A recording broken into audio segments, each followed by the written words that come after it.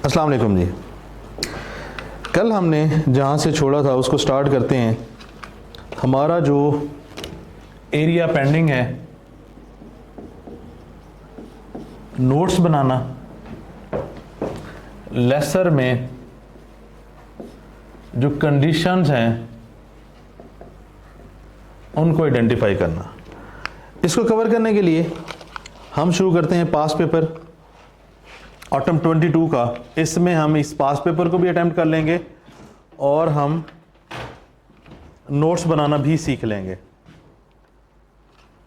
Autumn 22 latest 3 सवाल है हमारे पास। ये है हमारे पास क्वेश्चन। इस क्वेश्चन को पढ़ना शुरू करते हैं, इस क्वेश्चन को हल करते हैं और इससे रिलेटेड जो हमारे पास कुछ इंफॉर्मेशन है, कुछ रिक्वायरमेंट जो हमारी रहती हैं वो भी क्लियर हो जाएंगी। इस सवाल को पढ़ना शुरू करते हैं जी। On 1 July 2021 Nonagon Leasing leased a machine to DL. Details are as follows. NL ने एक मशीन लीज पे दी है 1 जुलाई 2021 को। अगर मैं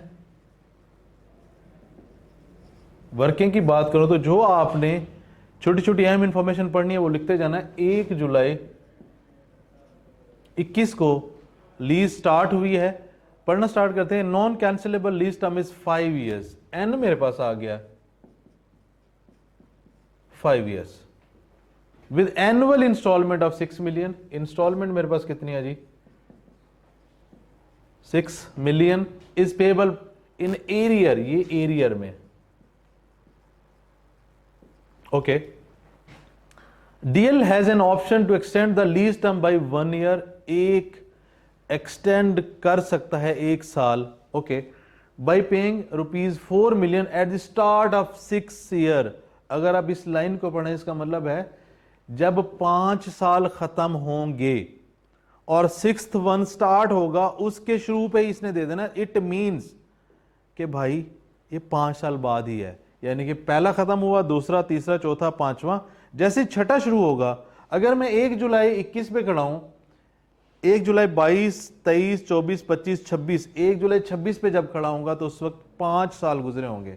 तो हमने ये जहन में रखना है कि यहां पे मेरे पास 1 साल और ऐड हुआ तो टोटल लीज टर्म हो गया 6 और यहां पे मेरे पास एक इंस्टॉलमेंट आ गई 4 मिलियन जो स्टार्ट ऑफ 6th ईयर है। ठीक हो गया जी। यहां पे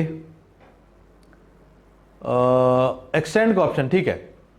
और हमने कहा था कि अगर ये वर्ड यूज हुआ रीजनेबली सर्टेन तब हम इस एक्सटेंडेड पीरियड को ऐड करेंगे।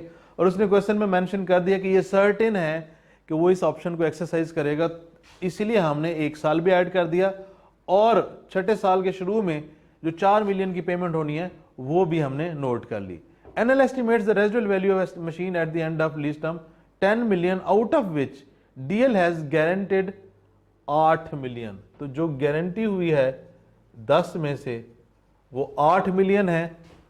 अब जो गारंटेड नहीं हुई वो अनगारंटेड में चली जाएगी। यानी कि उसने कहा लेसर ने कि भाई मुझे 8 मिलियन की गारंटी दो कि जब ये मशीन आपकी लीज टर्म से खत्म होकर मेरे पास आएगी तो उसकी रेजिडुअल वैल्यू इतनी होनी चाहिए।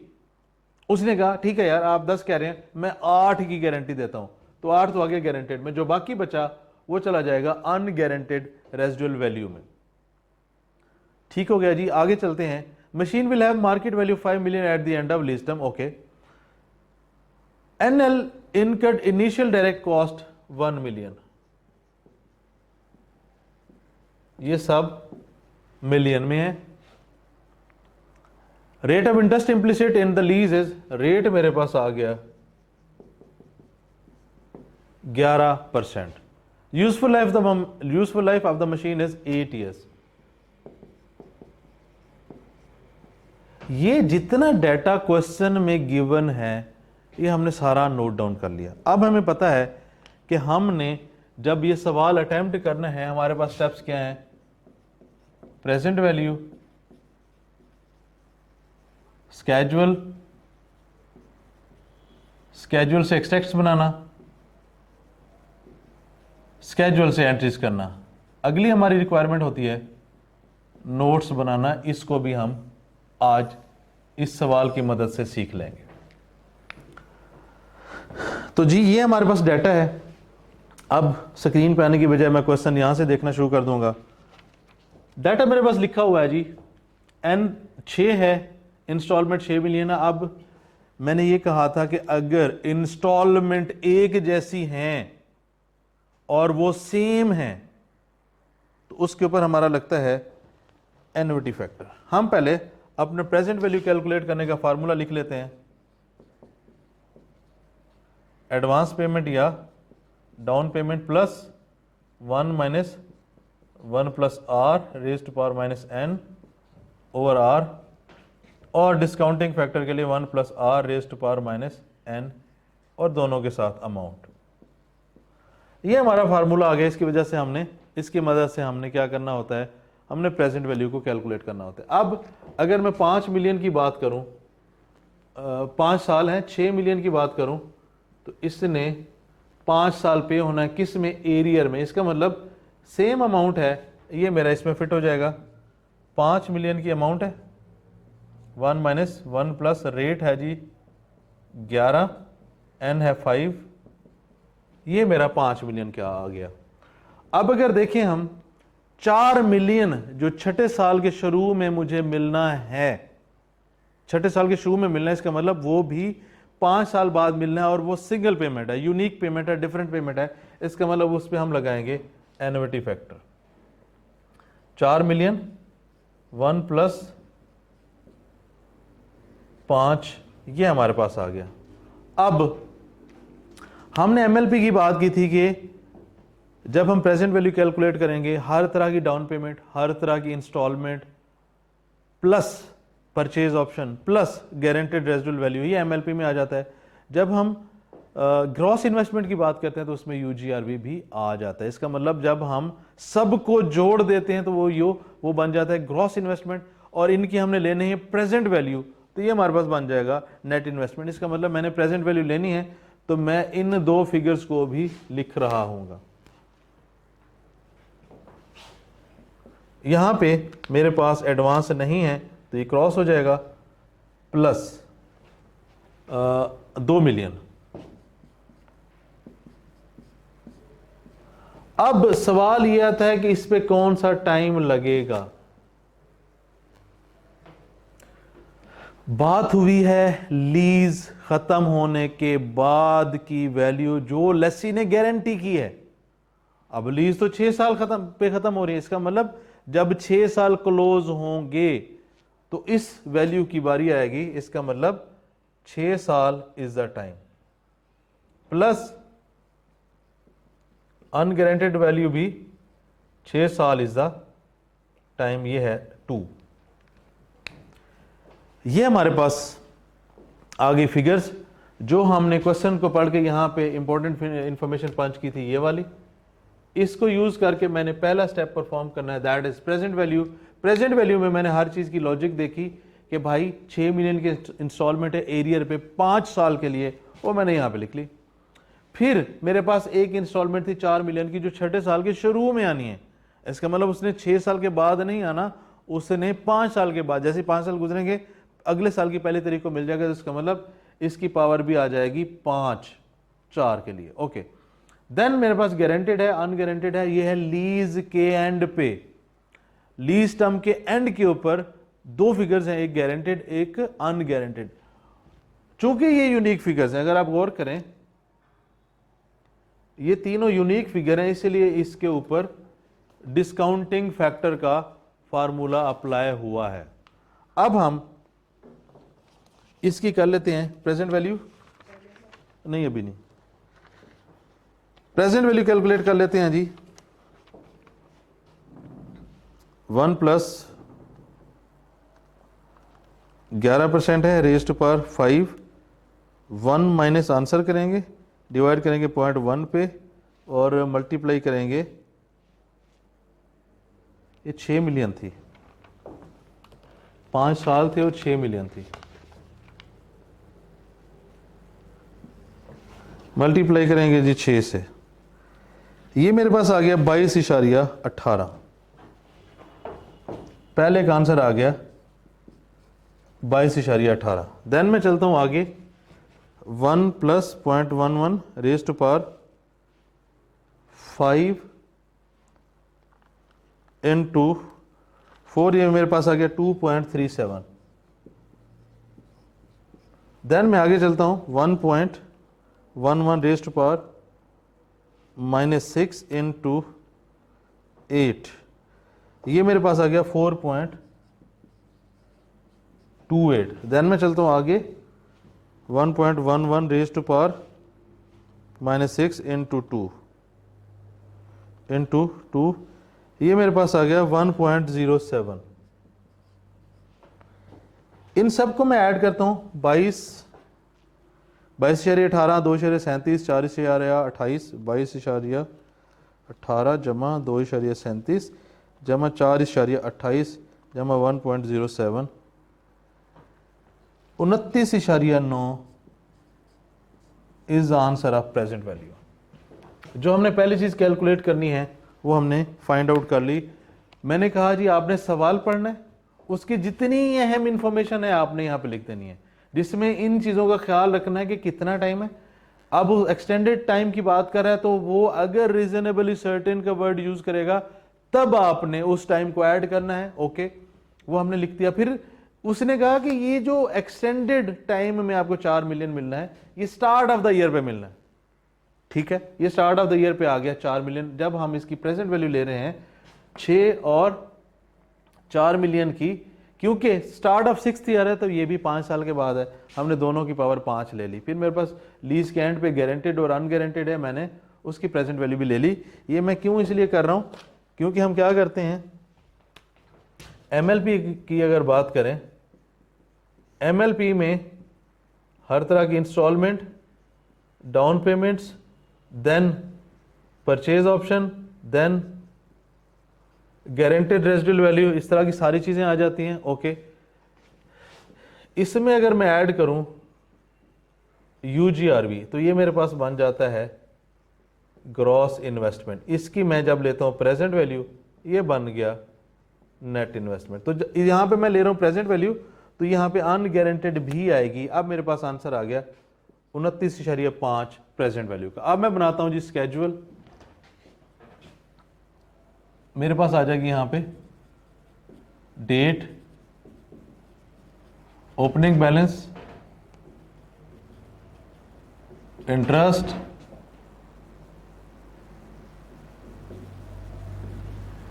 इंस्टॉलमेंट, प्रिंसिपल और क्लोजिंग बैलेंस। इंटरेस्ट मुझे पता है 11% पे। आज मैं किस डेट पे खड़ा हूं, 1/7/21 पे, और मेरे पास आंसर है 22.9। तो जो मेरे नहीं 29.9, जो मेरे पास प्रेजेंट वैल्यू आई थी मैंने इसको उठा के लिख दिया स्केड्यूल में। अब मैं इसको अटेम्प्ट करना शुरू करता हूं, इसको रख लेते हैं।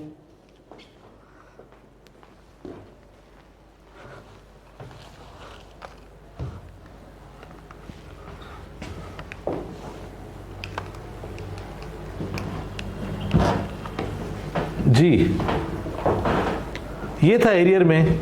जब हम बात करेंगे कि 1/7/21, ये आ जाएगा 30/6/22, 30/6/23, 1 साल, 2 साल, 3 साल, 4 साल,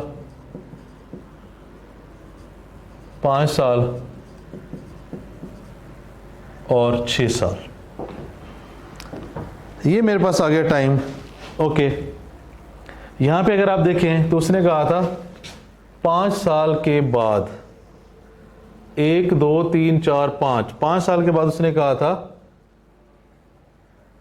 6ठे साल के शुरू में 1/7/26 पे एक इंस्टॉलमेंट मिलेगी, और फिर लीज के एंड पे गारंटेड अनगारंटेड है।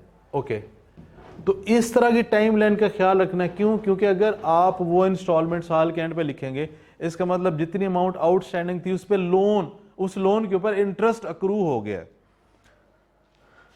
तो मेरे पास है जी 29.9, ये आ जाएगा यहां पे 29.9, 11%, 3.29, इंस्टॉलमेंट है मेरे पास 6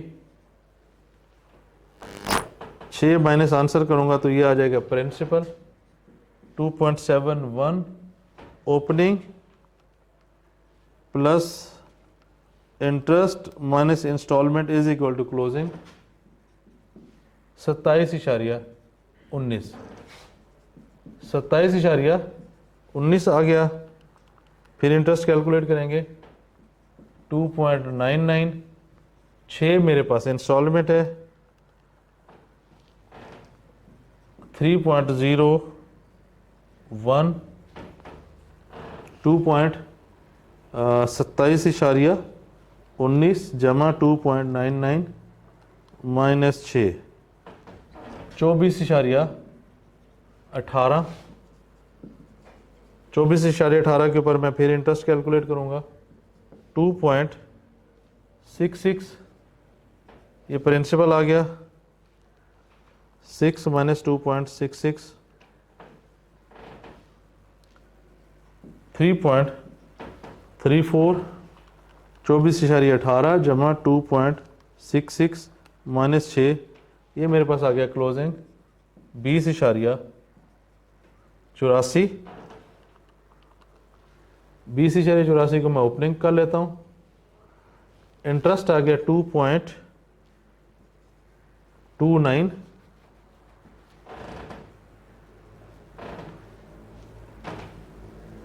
6 इंस्टॉलमेंट आ गई 3.7, 20.88 जमा 2.29 माइनस 6, 17.17, 17.17, ये मेरे पास आ गया 1.89, 6 इंस्टॉलमेंट है, 6 minus this is equal to 4.11, 17.17 जमा 1.89 माइनस 6, ये आ गया 13.06। अब हम उस टाइम पे पहुंच गए, उसने कहा था 5 साल के बाद जो छठी इंस्टॉलमेंट है वो मिलेगी स्टार्ट के ऊपर 13.06। ये अमाउंट आउटस्टैंडिंग, अगर मैं बात करूं 30/6 से एक साथ आउटस्टैंडिंग नहीं रही किसी भी टाइम के लिए तो इंटरेस्ट नहीं आएगा, और मेरे पास ये 4 मिलियन आ गया, पूरे का पूरा इंटरेस्ट हो जाएगा 9.06। अब मैं यहां पे आ जाता हूं 9.06, 9.06 के ऊपर इंटरेस्ट कैलकुलेट करता हूं, ये मेरे पास आ गया 0.99। हाँ जी,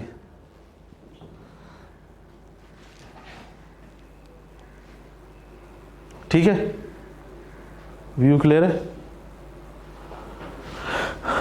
ओके, अब अगर देखें 0.99 जमा 9.06, मुझे यहां पे 8 और 2 मिलना है, 10 माइनस 0.99 9.01, और अगर मैं 9.06 माइनस 9.01 करता हूँ 0.05, ये राउंडिंग ऑफ की वजह से यहाँ पे ये नील आ जाएगा। तो हमारे पास प्रेजेंट वैल्यू है। चले इसका एक दफ़ा रिकैप लेते हैं। लीज को अटेम्प्ट करने का सबसे पहला स्टेप, उसमें जो इंफॉर्मेशन है वो ऐसे नोट कर लें। किस दिन लीज स्टार्ट हुई, इंस्टॉलमेंट कितनी है, क्या वो एरियर में है, क्या वो एडवांस में है, क्या परचेज ऑप्शन है, क्या एक्सटेंडेड पीरियड है, अगर एक्सटेंडेड पीरियड है तो क्या उसने रीजनेबली सर्टेन कहा हुआ है कि वो ऑप्शन यूज़ करेगा, तो उसको भी यहाँ पे ले आए। परचेज ऑप्शन का देख लें, आप गारंटेड वैल्यू का देख लें, अनगारंटेड का देख लें, रेट देख लें। फिर रेट की डिस्कशन है lessor interest implicit rate use करता है। अगर लेसी की अकाउंटिंग करे और ये रेट लेसी को पता है तो लेसी भी यही रेट यूज करेगा। अगर लेसी को नहीं पता तो मार्केट रेट यूज करेगा। अब लेसर ये जो रेट यूज कर रहा है ये डेफिनेट सी बात है मार्केट रेट से कम होगा, लेकिन अगर वो रेट मार्केट रेट से ज्यादा इस्तेमाल करता है तो आपने इन दोनों में से लोअर को पकड़ लेना। ये सारा डाटा आ गया। फिर हमारे पास ये प्रेजेंट वैल्यू कैलकुलेट करने का फार्मूला है। इस फार्मूले में सारी वैल्यूज पुट करेंगे, हमारे पास आ जाएगी प्रेजेंट वैल्यू। नेक्स्ट स्टेप हमारा क्या है, schedule banana.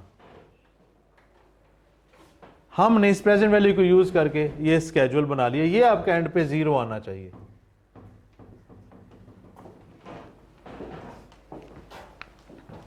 Then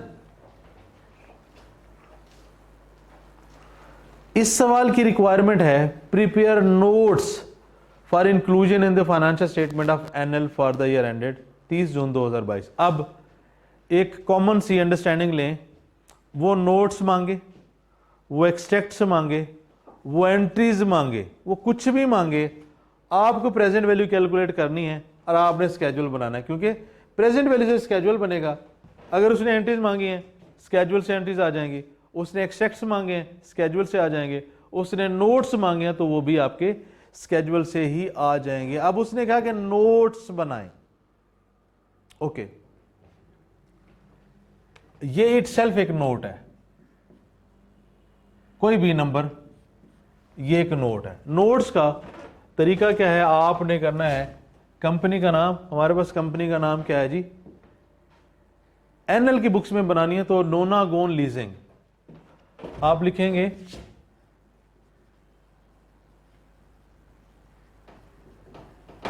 नोनागोन Leasing notes to financial statement for the year ended, और जो डेट है यहां पे आ जाएगा rupees and million, rupees and thousand, जो भी है ये हमारे पास आ जाएगा हेडिंग। ओके, सबसे पहला जो नोट है, लेट से मैं कहता हूं जी 1, आपने लीज की नेचर बतानी है कि ये फाइनेंस लीज है। सबसे पहले आपने ये बताना है कि जिस लीज की आप बात कर रहे हैं ये कौन सी लीज है, ये फाइनेंस लीज है। ओके, इसमें आ जाते हैं 1.1 पे कुछ इंपॉर्टेंट इंफॉर्मेशन। मजे की बात यह है जो हमने यहां पे लिखा है अपना सवाल हल करने के लिए, ये सारी की सारी यहां पे आ जाएगी। कैसे आएगी, फाइनेंस लीज है, स्टार्ट हुई है, 5 साल इसका टाइम है, 1 साल एक्सटेंडेड पीरियड है, 6 मिलियन की इंस्टॉलमेंट्स हैं एरियर्स में, एक इंस्टॉलमेंट 4 मिलियन की मिलनी है 6ठे साल के स्टार्ट में, गारंटेड रेजिडुअल वैल्यू ये है, यूजीआरवी ये है, इनिशियल डायरेक्ट कॉस्ट 1 मिलियन है, रेट इतने % और यूजफुल लाइफ 8 साल है। तो जो हमने लीज का सवाल हल करने के लिए यहाँ पे इंपॉर्टेंट इंफॉर्मेशन पंच की है यही आ जाएगी यहाँ पे। Okay, then for the year, for the year में क्या आएगा, आप आएंगे स्केड्यूल में, नोट ये देख लेते हैं। उसने कहा जी 30 जून 2022, 30 जून 2022, यहां पे मैं लगा लेता हूं line 30 June 2022। For the year में हमने उठा के लिख लेना है फाइनेंस कॉस्ट या फाइनेंस इनकम। यहां पे हमारे पास है finance income, that is 3.29। Notes में पहले मैंने बनाया, पहले मैंने हेडिंग दी कंपनी का नाम, फिर नोट्स ऑफ फाइनेंशियल स्टेटमेंट्स। अगर आप ये देखते हैं कि ये एफएस लिखा हुआ है, फॉर द ईयर लिखा हुआ है, वर्किंग में आप एब्रीविएशन यूज कर सकते हैं, बट इन सॉल्यूशंस आपने कंप्लीट लिखना है। ओके, फिर हमने लीज की नेचर बताई कि ये फाइनेंस लीज है। देन हमने क्या किया, इंपॉर्टेंट इंफॉर्मेशन ये वाली सारी उठा के, अब ऐसे नहीं लिखनी इंग्लिश की लाइन में कि लीज टर्म इतनी है, इंस्टॉलमेंट इतनी है, एरियर में है, पूरी लाइन बना के आप ये इंपॉर्टेंट इंफॉर्मेशन लिख देंगे। देन आ जाएगा फॉर द ईयर, हमारे पास आ जाएगी फाइनेंस इनकम। देन हम बनाएंगे, इसको कर लेते हैं सेकंड, मैच्योरिटी एनालिसिस। पहला नोट हमारे पास लीज की नेचर, उसकी इंपॉर्टेंट इंफॉर्मेशन और फॉर द ईयर आ गया। ओके, या इसको अलग अलग कर लेते हैं, ज्यादा बेहतर है। इसको कर लेते हैं हम 2, 3। मैच्योरिटी एनालिसिस क्या है? जिस साल के उसने नोट्स मांगे हुए हैं, 30 जून 2022, आपने उसके नीचे लाइन लगा दी है, आपको अगले हर साल में जितनी इंस्टॉलमेंट मिलनी है, ये मैं बता रहा हूं, इंस्टॉलमेंट हर साल में जितनी इंस्टॉलमेंट मिलनी है, ये आपको अगले साल में मिलनी है। जिस साल में खड़े हैं वहां तक तो आप इंस्टॉलमेंट ले चुके हैं। आपने देखना कि यार इस साल से आगे मुझे हर साल में कितनी इंस्टॉलमेंट मिलेगी। इसका तरीका होता है 1 to 2 ईयर, यानी कि अगर मैं कहूं first, second, third, first, second, third, fourth, fifth, पहले साल में 6, दूसरे साल में 6, फिर 6, फिर 6, फिर 14। ये हमारा मैच्योरिटी एनालिसिस है कि आप जिस साल में खड़े हैं आपने उससे आगे हर साल में कितने पैसे लेने हैं। With in 1 year 6, with in 2 year 6, with in 3 year 6, with in 4 year 6, with in 5th year 14। यानी कि आपको हर साल में कितने पैसे मिलने हैं, ये हमारा मैच्योरिटी एनालिसिस है। चौथे नंबर पे हमारे पास रिकंसिलिएशन। रिकंसिलिएशन बड़ा मजे का नोट है। क्या नोट है जी? वो हमने ये जो प्रेजेंट वैल्यू कैलकुलेट की है, ओके, हम क्या करेंगे, हम इस डाटा को सीधा करके लिख देंगे। इस डाटा को सीधा करके लिखने का मतलब है कि यहां पे जो एमएलपी थी, मैं कहता हूं जी मेरे पास प्रेजेंट वैल्यू आ गई 29.9, ये आ गई नेट इन्वेस्टमेंट 29.9।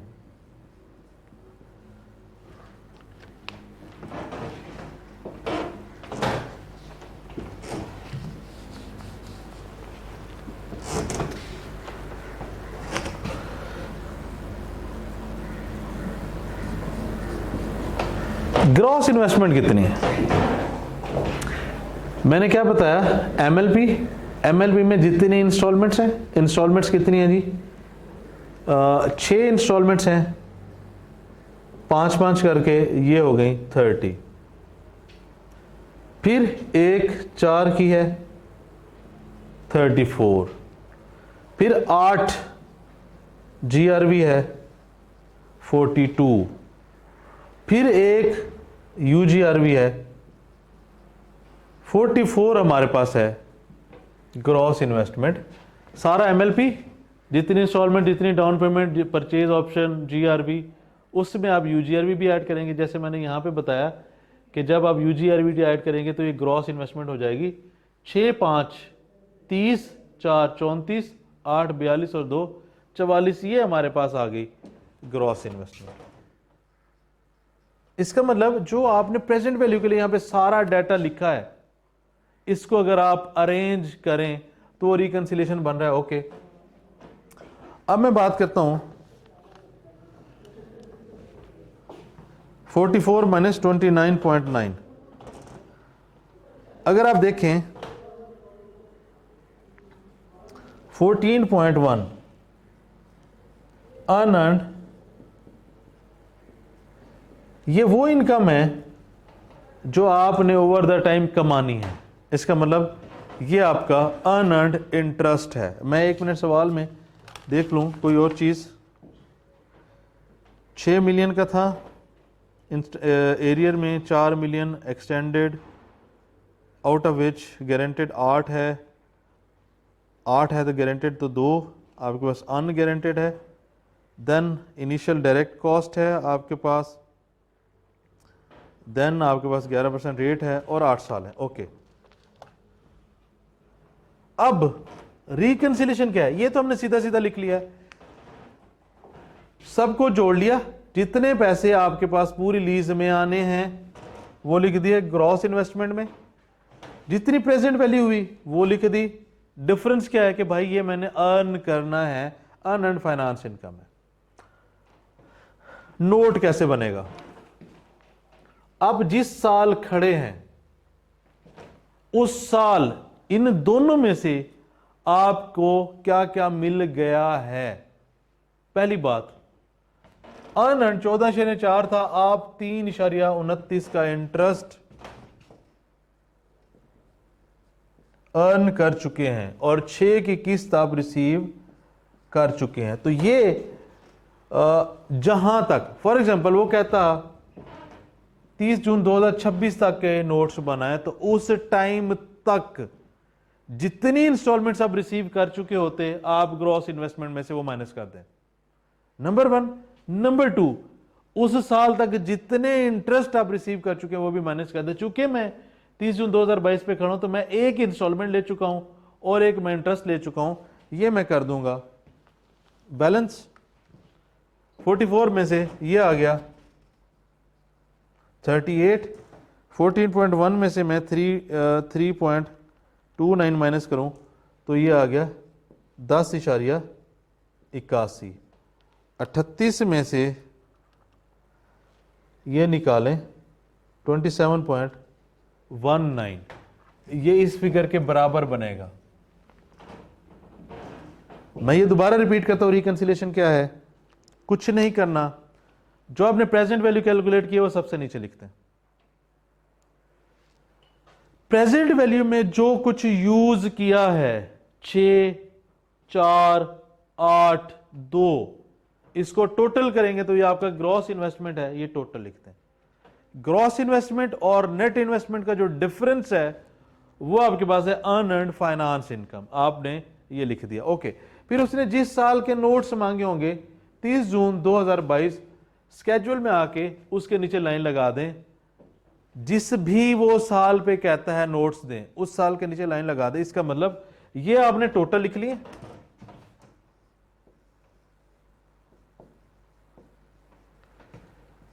ये रिसीव्ड है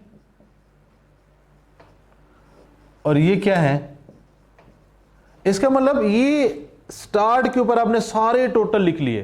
तो आप जिस साल खड़े होंगे इन सारे टोटल्स में से कितनी इंस्टॉलमेंट्स ले चुके हैं, इंस्टॉलमेंट्स की बात कर रहा हूं, इंस्टॉलमेंट्स की बात कर रहा हूं, ये इंस्टॉलमेंट्स हैं, कितने इंस्टॉलमेंट्स ले चुके हैं वो माइनस कर देंगे और उस साल तक कितना इंटरेस्ट ले चुके हैं वो माइनस कर देंगे। इसका मतलब जब मैं लीज के स्टार्ट में खड़ा था मैंने टोटल कितने लेने, मैंने कितने ले लिए हैं, अब मैंने कितने लेने 38। अगर आप काउंट करें,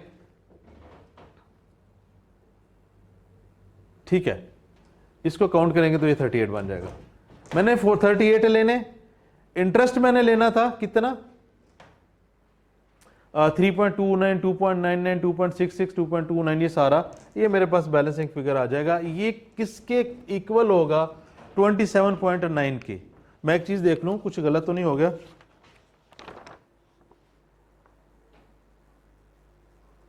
बिल्कुल ठीक है, परफेक्ट है। तो जो प्रेजेंट वैल्यू आई वो नीचे लिख दें। प्रेजेंट वैल्यू में जो डाटा यूज हुआ 6 किस्तें हैं 5 साल की 30 हो गए, एक छठे साल के शुरू में 34 हो गए, एक 8 42 हो गए, एक 2 44। Without present value gross investment लिख दी, जो प्रेजेंट वैल्यू थी वो लिख दी, दरमियान में क्या है ये मैंने इस पूरे टाइम में इंटरेस्ट अर्न करना है वो मैंने वहां पे लिख दिया। अब जिस साल के वो नोट्स मांगता है वो 30 जून 2022 के नोट्स मांग रहा है, उसके नीचे मैंने लाइन लगा देनी है, उस डेट तक मैं जितनी इंस्टॉलमेंट्स रिसीव कर चुका हूं वो आ जाएंगी, उस डेट तक मैं जितना इंटरेस्ट कमा के रिसीव कर चुका हूं वो आ जाएगा। तो ये मेरा लीज के स्टार्ट में टोटल था, ये मैंने रिसीव कर लिया, ये मेरा आ गया बैलेंस। तो इस तरीके से हमारा बनेगा रिकंसिलिएशन का नोट। ये हो गया 3 और ये स्केजुअल इटसेल्फ एक नोट है, ये नोट हो गया 4। तो ये कंप्लीट हमारे पास, जब वो कहता है notes to the financial statements बनाएं, ये हमारे पास complete notes to the financial statements हैं। अच्छा, दोबारा मैं रिकैप देता हूं, सवाल पढ़ें, सवाल पढ़ें। सवाल में जो अहम इंफॉर्मेशन है वो लिख लें, उस अहम इंफॉर्मेशन को यूज करके आप प्रेजेंट वैल्यू ले लें। इस प्रेजेंट वैल्यू से आप स्केजुअल बनाएं। ये स्केजुअल आपको हर चीज में हेल्प करेगा। अगर आप देखें, आपको मैच्योरिटी एनालिसिस भी इसी ने बनवाया, रिकंसिलिएशन भी इसी ने बनवाया, एक्सट्रैक्ट बनाते तो वो भी यही बनवाता, आप एंट्रीज करते तो वो भी यही बनवाता। ओके, नोट्स पे आते हैं। कंपनी का नाम लिखना है, notes to the financial statement for the year ended 30 June 2022। ये हमारी हेडिंग आ जाएगी। सबसे पहले लीज का नाम, कौन सी लीज है। देन अहम इंफॉर्मेशन, जो हमने प्रेजेंट वैल्यू की कैलकुलेशन में इंफॉर्मेशन लिखी है वो यहां पे ले आए। फॉर द ईयर में स्केजुअल से इंटरेस्ट ले आए। मैच्योरिटी एनालिसिस, जिस साल पे आप खड़े हैं वहां तक तो आप रिसीव कर चुके हैं, उससे आगे हर साल में ईच ईयर सेपरेट कितना आपने रिसीव करना है ये आप लिख देंगे। रिकंसिलिएशन में जो प्रेजेंट वैल्यू थी वो नीचे आ जाएगी, जो प्रेजेंट वैल्यू में डाटा यूज हुआ है विदाउट प्रेजेंट वैल्यू यानी कि उससे पहले, वो ऊपर आ जाएगा, वो टोटल हो गया। प्रेजेंट वैल्यू के दरमियान में वो इंटरेस्ट है जो आपने अर्न करना है। फिर जिस साल के उसने नोट्स मांगे हैं उसके नीचे लाइन लगाएं, आपको उस टाइम तक जितनी इंस्टॉलमेंट्स मिल गई हैं वो लेस कर दें, और उस टाइम तक जितना इंटरेस्ट मिल गया वो लेस कर दें, ये आपके पास बैलेंस आ जाएगा। ये हमारा रिकंसिलिएशन का नोट भी बन जाता है, और स्केजुअल इटसेल्फ एक नोट है। अब हम बात करते हैं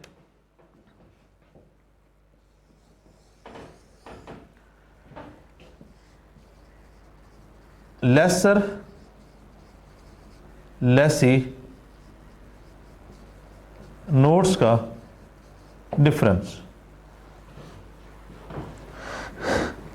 ये मेरे पास लेसर है। अभी वाला सवाल लेसर है, ये लेसर के नोट्स आ गए।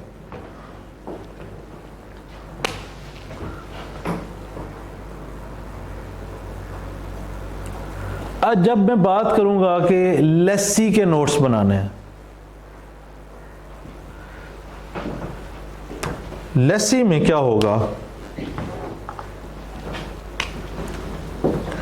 लेसी में रिकंसिलिएशन शामिल नहीं है, इसमें फॉर द ईयर एंडेड ये एक्सटेंड हो जाएगा। जो हमने फॉर द ईयर एंड का नोट बनाया है वो एक्सटेंड हो जाएगा in case of Lesi. Okay, extend कैसे हो जाएगा? अभी हमने फॉर द ईयर लिखा है finance income, for the year हमारे पास लेसी है तो फाइनेंस कॉस्ट, यानी कि ये चीज तो दोनों की सेम होगी। यहां पे हम ये लिखेंगे कैश का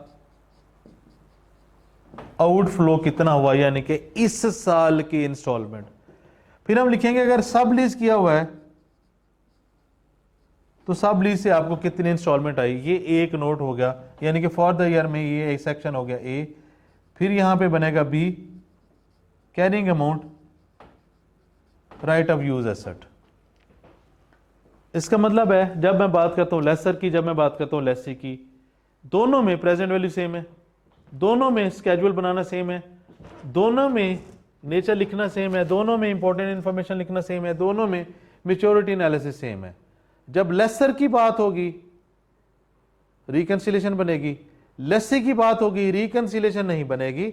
फॉर द ईयर एक्सटेंड हो जाएगा क्योंकि आउटफ्लो भी आ जाएगा, सबलीज भी आ जाएगा, और चूंकि लेसी के पास अब एसेट है उसकी कैरिंग अमाउंट भी वो लिखेगा, यानी कि उसने ये चौथा नहीं बनाना, दूसरे को एक्सटेंड करना है। तो इस तरीके से हमारा जो नोट्स का कॉन्सेप्ट है वो हो जाता है कंप्लीट, और इसके साथ हमारा आइटम 22 का क्वेश्चन भी कंप्लीट हो जाता है। ये सबसे लेटेस्ट सवाल है जिसको हमने अटेम्प्ट किया। अब हम आते हैं आगे,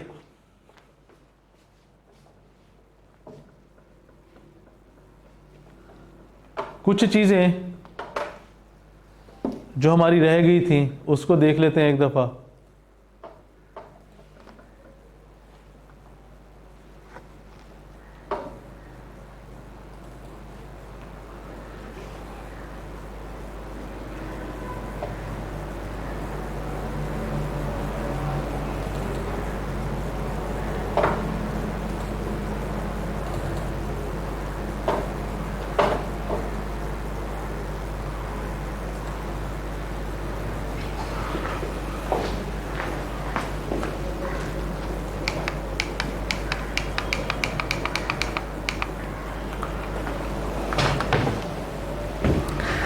लीज की अगर मैं बात करूं, लीज में दो चीजें, एक लेसर है एक लेसी है। लेसी में दो कैटेगरीज हैं, finance lease, operating lease. Lessee है सिर्फ फाइनेंस लीज। फाइनेंस लीज में यहां पे सिंपल लेसर, डीलर मैन्युफैक्चरर है, और यहां पे सारे का सारा यानी कि लेसी फाइनेंस लीज ही है। जैसे यहां पे ऑपरेटिंग लीज है, यहां पे एक इस तरह की चीज है, शॉर्ट टर्म या लो वैल्यू एसेट, ये ऑपरेटिंग लीज पे आता है। अगर आप इस स्ट्रक्चर को देखें, लीज है, लीज में दो चीजें हैं, लेसर की अकाउंटिंग, लेसी की अकाउंटिंग। लेसर में फाइनेंस लीज भी ऑपरेटिंग लीज भी है, लेसी फाइनेंस लीज है। हमने सिंपल लेसर और डीलर मैन्युफैक्चरर को डिस्कस किया, ये फाइनेंस लीज है। हमने लेसी को भी डिस्कस किया, ये फाइनेंस लीज है। ओके, अब चूंकि लेसर में स्ट्रेट अवे दो कैटेगरीज हैं कि एक फाइनेंस लीज होती है, एक ऑपरेटिंग लीज होती है। अगर सवाल में उसने नहीं बताया हुआ कि फाइनेंस है या ऑपरेटिंग है, लेसर के लिए सिर्फ, तो हम देखेंगे क्या लीज में ऐसा है कि ओनरशिप ट्रांसफर हो जाएगी। इन कंडीशन के एग्जिस्ट होने का मतलब, कोई भी एक कंडीशन के एग्जिस्ट होने का मतलब ये लीज फाइनेंस लीज है। क्या एसेट की ओनरशिप ट्रांसफर हो जाएगी? अगर हो जाएगी तो फाइनेंस लीज है। क्या उसने लीज खत्म होने के टाइम के बाद इस एसेट को परचेज कर लेना है? ओके, अगर ये हो यानी कि इन पांचों में से कोई भी हो तो फाइनेंस लीज है। तीसरा, जो लीज टर्म है, जैसे अभी हमने यहां पे देखा 6 साल इज द लीज टर्म, ये इकोनॉमिक लाइफ का मेजर पार्ट होना चाहिए, तकरीबन 75% से ज्यादा अगर हो। कैसे हम कैलकुलेट करेंगे? 4/6, अगर नहीं, यहां पे देख लेते हैं कितना था,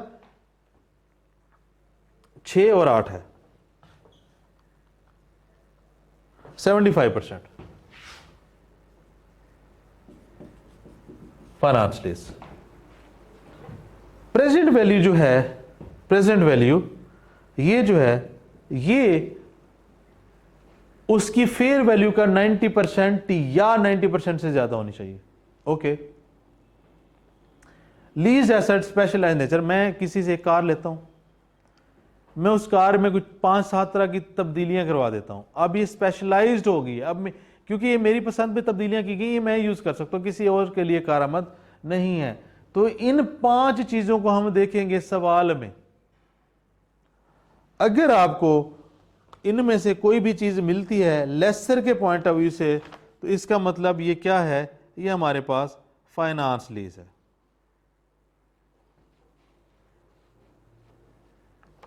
ओके जी, ये एक चीज हो गई। अब एक दफा नोट्स देख लेते हैं, कुछ अगर रह गया है लीज में डिस्कस करने वाला। प्रेजेंट वैल्यू के कॉन्सेप्ट हमने सारे डिस्कस कर लिए हैं। ओके, हमने स्केड्यूल सारे बना लिए हैं। ओके, हमने स्केड्यूल से एक्सट्रैक्ट बनाना सीख लिया है। आगे चलते हैं जी। देन ये हमने कॉन्सेप्ट सारे डिस्कस कर लिए हैं। लेसर की हमने सारी डिस्कशन कर ली है, लेसी की हमने सारी डिस्कशन कर ली है, ऑपरेटिंग लीज नोट्स हमने बनाना सीख लिए हैं। एक चीज रह गई है ऑपरेटिंग लीज, उससे पहले मैं आपको एक चीज दिखा देता हूं। ये पूरा जो टॉपिक है हमारे पास,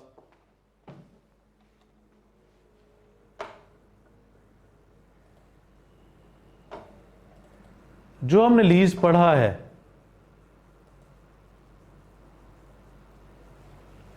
जो हमने लीज पढ़ा है, सारी की सारी जो इंफॉर्मेशन है पूरे लीज में, वो इस समरी में शामिल है। यानी कि हमने बेसिक लीज की अंडरस्टैंडिंग ली, लीज में लेसर है, लेसी है, लेसर की सारी चीज़ें डिस्कस की। लेसर से पहले हमने प्रेजेंट वैल्यू को करना सीखा, हमने स्केड्यूल को अटैम्प्ट करना सीखा, हमने एक्सट्रैक्ट्स बनाने सीखे, फिर हमने लेसर को इन तीनों पे अप्लाई किया, फिर हमने लेसी को इन तीनों पे अप्लाई किया। देन हमने लेसर की कुछ कंडीशन सीखी, फिर हमने नोट्स बनाना सीखे। एक चीज़ रह गई ऑपरेटिंग लीज, वो भी इसमें कवर्ड है, ये वाली। तो पूरा जो आपका लीज का टॉपिक है वो इस एक पेज पे कवर्ड है। यानी कि जब हम लीज की बात करेंगे 100% लीज आपका इस एक पेज पे आ रहा है। ओके, ये समरी है। इस तरीके से हर टॉपिक की समरी बनी हुई है। और मजे की बात, आपके जितने भी सिलेबस में टॉपिक्स हैं उनको मैं अगर समरी के पेजेस से काउंट करूं तो 16 पेजेस हैं, जिसमें आपका पूरा 100% सिलेबस कवर हो रहा है। अगर आपको ये पेज अंडरस्टैंडिंग के साथ आता है तो 16 पेज आपका पूरा सिलेबस 100% रिवाइज करवा सकते हैं। अब हम आते हैं जो हमारे पास आखिरी एक कॉन्सेप्ट रह गया, वो है ऑपरेटिंग लीज का, यानी कि लेसर में ऑपरेटिंग लीज, लेसी में क्या होगा, शॉर्ट टर्म या लो वैल्यू एसेट। पहले क्या होता था लीज में, लेसर में भी फाइनेंस और ऑपरेटिंग लीज होता था और लेसी में भी फाइनेंस और ऑपरेटिंग लीज होता था। फिर इन्होंने क्या किया, इन्होंने स्टैंडर्ड अपडेट किया जिसमें सारी डिस्कशन जो फाइनेंस लीज की है, लेसी की, वो सारी अपडेट कर दी। तो उन्होंने कहा जी हर तरह की लीज फाइनेंस लीज होगी। ओके, लेकिन कुछ चीजें थी जिनका लेसी के पॉइंट ऑफ व्यू से हल होना जरूरी था। यानी कि अगर मैं एक जनरेटर ले आता हूं 5 महीने के लिए किराए पे, तो उसको मैं कैसे अटेम्प्ट करूंगा, उसकी अकाउंटिंग कैसे करूंगा।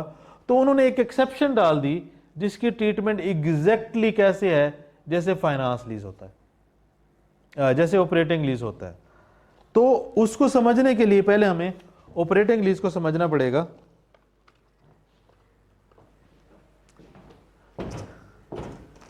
यहां पे कीजिएगा जरा, क्लियर है व्यू, ठीक है। ऑपरेटिंग लीज पहला स्टेप क्या है, जितनी इंस्टॉलमेंट्स हैं सबको ऐड कर लें। लेट्स से मेरी 3 महीने पे मैंने जनरेटर किराए पे लिया। पहला महीना पे मैंने 10,000 देने हैं, दूसरे महीने पे 11,000, तीसरे महीने पे 12,000। इसको ऐड कर लें, टाइम देख लें, नंबर में लिख लें, 3 महीने हैं। फिर आप एक फाइनल आंसर निकालें, इसका टोटल 33 डिवाइडेड बाय 3 11, ये जाएगा P&L में। हमने क्या किया, हमने कहा पहला स्टेप ये है कि आपको ऑपरेटिंग लीज में जितना कुछ आना है, जितनी इंस्टॉलमेंट्स मिलनी है, सबको ऐड कर लें। जैसे पहले स्टेप में मुझे एक इंस्टॉलमेंट 10 की मिलनी है, 10,000 की, एक में 11,000 की, एक में 12,000 की, मैंने तीनों को ऐड कर लिया, 33 बन गए। अब 3 किस्तों में ये आना है, मैंने दूसरे नंबर पे 3 किस्तें लिख ली, टोटल को टोटल इंस्टॉलमेंट में डिवाइड कर लिया, मेरे पास आ गया 11। 11 एक ऐसी फिगर है जिसने जाना है इनकम स्टेटमेंट में। अब मैं लेसर हूं, ऑपरेटिंग लीज है मेरी, मैंने ये जनरेटर लीज पे दिया है, इसका मतलब क्या हुआ कि ये मेरी इनकम है। अब हमने इस स्टेप से ये डिसाइड कर लिया ये मेरी इनकम है। प्रॉब्लम आता है इसकी एंट्री करते हुए। लेट्स से ईयर 1 में मुझे कैश मिला 10 का, P&L है 11। प्रॉब्लम यहां पे आती है, हमने कहा जी P&L में एक फिगर जाएगी जो कि बन रही है 11, बट हमें कैश मिला है 10 का। बैलेंस क्या है भाई, अगर मेरी इनकम 11 अक्रू हो गई है तो मेरा जो बाकी 1 है वो रिसीवेबल है, सिंपल सी बात है।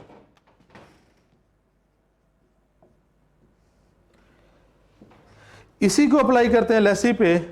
अगर एक्सपेंस 11 था, मैंने 10 पे किया है, तो मेरा 1 पेबल है, सिंपल सी लॉजिक है। अब ये है क्या, इसको कंप्लीट कर लेते हैं। ईयर 2 पे मुझे 11 मिला, P&L भी 11 है। ईयर 3 पे मुझे कैश मिला 12, मेरी P&L है 11। इसका मतलब 1 जो यहां पे रिसीवेबल था वो खत्म हो जाएगा। अगर मैंने कैश लेना है तो वो रिसीवेबल है, अगर मैंने कैश ज्यादा ले लिया है तो एडवांस ले लिया, लायबिलिटी है। यानी कि मेरे पास कैश अभी बैलेंस आना है तो मेरा एसेट है जो कि रिसीवेबल बनेगा, अगर मैंने ज्यादा पकड़ लिया तो लायबिलिटी है जो कि एडवांस बनेगा। इसी सिनेरियो को, ये मेरा है एरियर का सिनेरियो।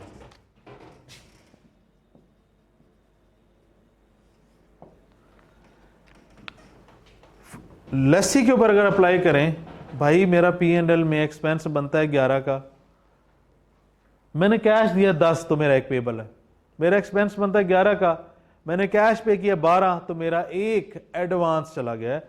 तो दोनों के एंगल से हमने ऐसे देखना है। अच्छा, प्रॉब्लम होती है एडवांस में भी ऐसे प्रॉब्लम नहीं है। अगर साल के शुरू में मैंने 10 ले लिए, मैंने अभी सर्विस नहीं दी, मेरी इनकम अक्रू नहीं हुई, ड्यू नहीं हुई, मैंने 10 पकड़ लिया cash debit, unearned income credit 10 से। जब साल खत्म होगा, सर्विस खत्म होगी, अब जैसे मैं अब कैश को कंपेयर कर रहा हूं, उसमें मैं अनअर्न्ड को कंपेयर करूंगा एडवांस के केस में।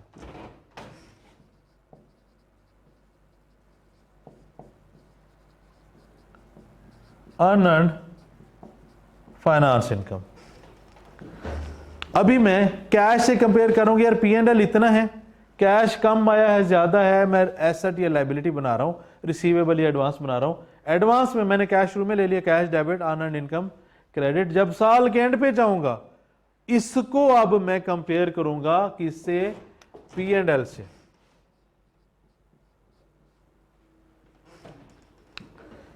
अब अगर मैं लेसी हूं, मैंने एडवांस में कैश दे दिया, तो जाहिर सी बात है कैश क्रेडिट, एडवांस डेबिट। साल के एंड पे जब मैं आऊंगा, अब मैं कैश को कंपेयर नहीं करूंगा, मैं एडवांस को कंपेयर करूंगा। इसका मतलब है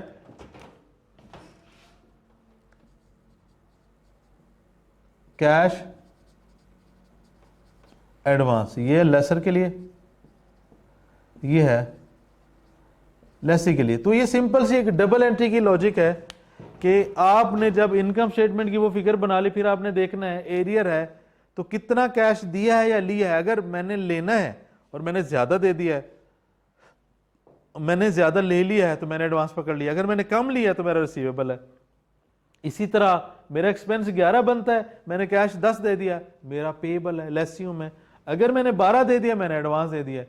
साल के शुरू में अगर मैं लेसर हूं, मैंने कैश ले लिया, मेरी इनकम नहीं बनी, अनअर्न्ड इनकम क्रेडिट। साल के एंड पे मैं अनअर्न्ड को P&L से कंपेयर करूंगा। इस तरीके से अगर मैं लेसी हूं, मैंने कैश दे दिया, मेरा एडवांस डेबिट हो गया, अब साल के एंड पे मैं इसको एडवांस से कंपेयर करूंगा, किसको? P&L की फिगर को। अब हमारा यह कॉन्सेप्ट हुआ कंप्लीट। अब हमारी जो लीज की अकाउंटिंग है वो 100% कंप्लीट हो गई। मैं एक दफा दोबारा नजर मार लेता हूं कि कोई चीज ऐसी तो नहीं जो रह गई हो।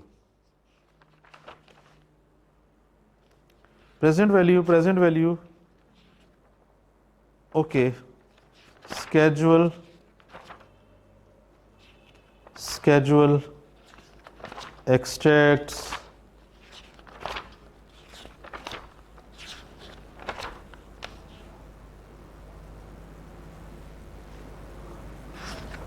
कॉन्सेप्ट्स आ गए, लेसर आ गया, लेसी आ गया, ऑपरेटिंग लीज हो गया, और समरी हो गई, और सवाल हो गए।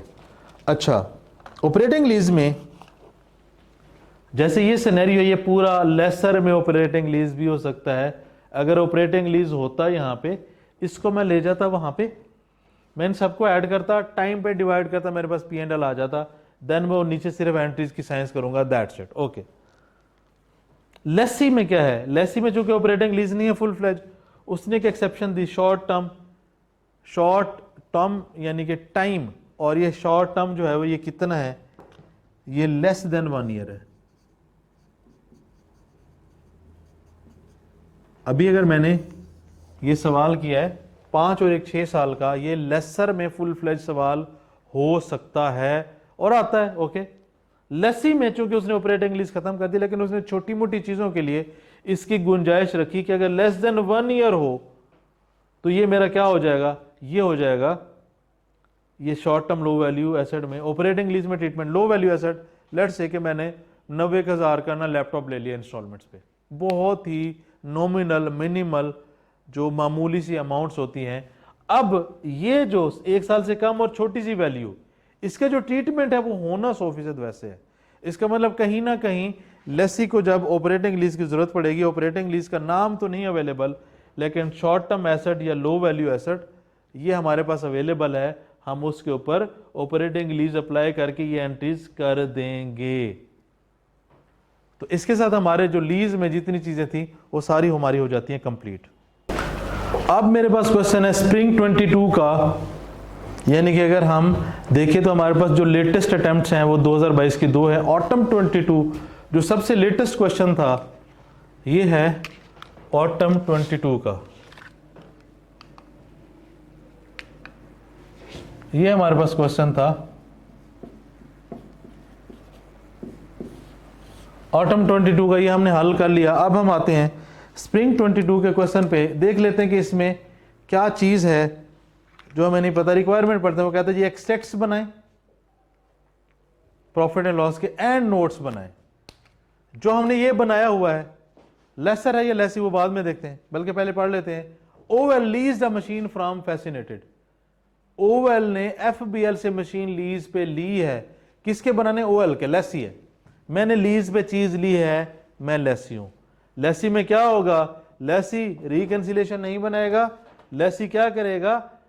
फॉर द ईयर अपना जो नोट है उसको एक्सटेंड करेगा। इसका मतलब लेसी में प्रेजेंट वैल्यू होनी है, स्केजुअल होना है, नोट ये हेडिंग आएगी, नेचर आएगी, important information, for the year extended हो जाएगा, मेच्योरिटी एनालिसिस आएगा, उसने रिकंसिलेशन का नोट नहीं बनाना। ओके, देन हम चलते हैं आगे।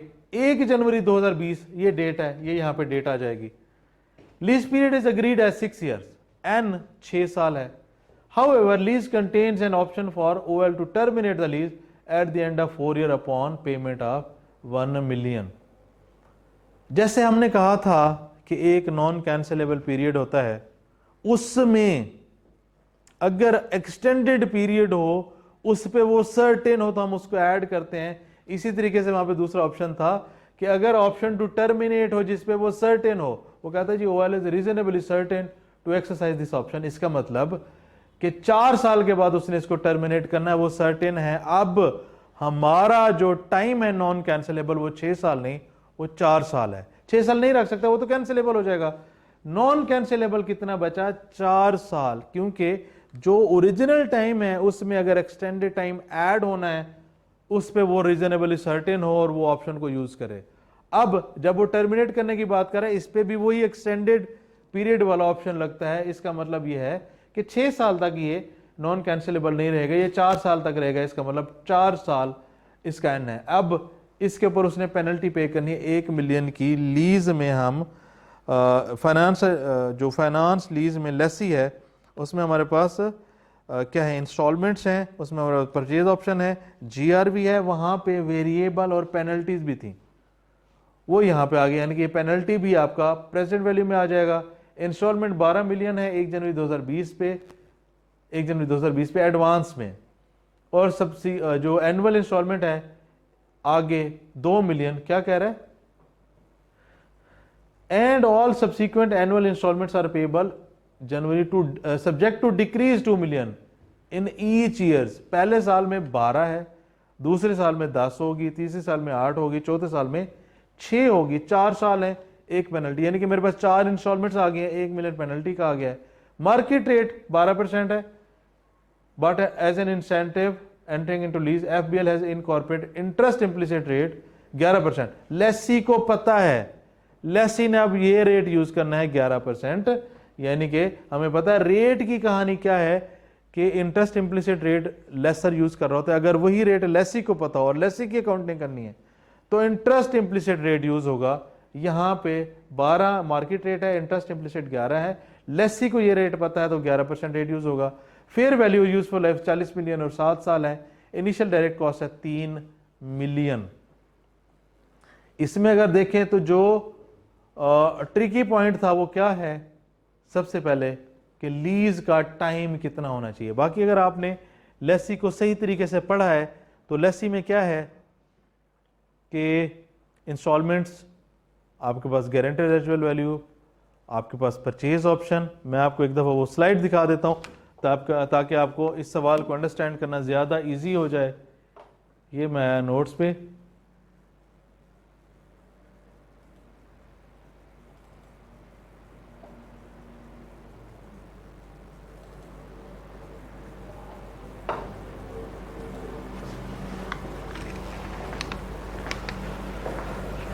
इंस्टॉलमेंट्स है, गारंटीड रेजिडुअल वैल्यू है, परचेज ऑप्शन है, पेनल्टीज अगर वो रीजनेबली सर्टेन है तो उसकी जो पेनल्टी है वो भी प्रेजेंट वैल्यू में आएगी। ये वाली बात यहां पे लिखी हुई थी, यानी कि जब हम बात करते हैं लेसी की, उसकी प्रेजेंट वैल्यू में पेनल्टीज भी आती हैं अगर वो सर्टेन है तो। इसका मतलब यहां पे